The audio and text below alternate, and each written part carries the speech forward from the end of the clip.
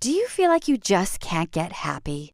Are you finding you're pulling away from friends? Do you sometimes sit in your room, in the dark, not even realizing how many hours have passed?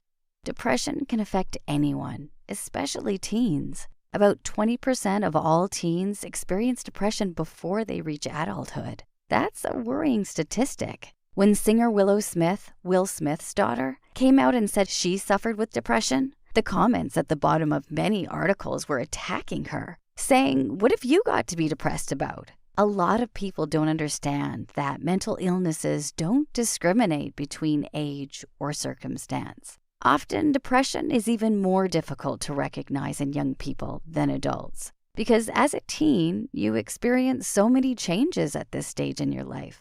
But the longer you feel this way, the more likely it's going to disrupt your life and turn into a long-term problem. So Psych2Go shares with you 5 ways to recognize depression. 1. Continuous low mood or sadness. Do you often feel very sad and low for a prolonged period of time? If you're feeling this way, things that normally lift your mood won't bring the same joy and happiness. You may feel low or cry for no specific reason. It's a good time to reach out and talk to someone. 2. Being irritable or intolerant of others. Irritability can be missed as a symptom of depression, as you're often stereotyped as moody and irritable already. It's also a very common symptom of depression. Often you'll have a very short temper and snap at people you love for no apparent reason. If you notice a change in your mood, it might be best to discuss it with someone, a parent, a school counselor, doctor, or a friend. Even if you think you're just having a rough time at school, it might not be depression, but talking it out helps to get the whole picture. 3. Showing feelings of helplessness.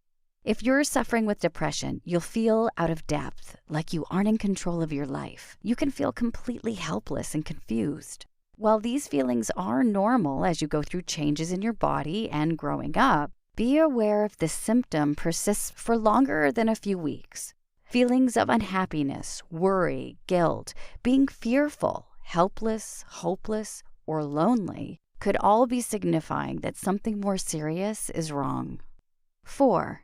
Increasing social isolation. Do you want to just be left alone?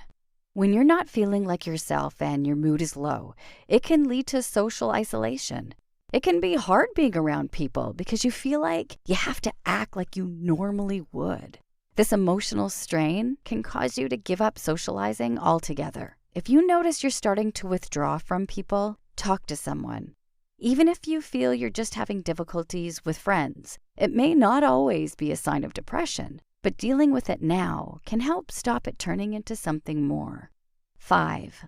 Little to no enjoyment of things you once liked. Have you lost interest in being involved in after-school clubs, music practice, or sports? Do you feel like you don't want to go and are contemplating dropping out? You might not even watch your favorite TV shows with as much interest. Not enjoying things you once liked could be a sign you're depressed.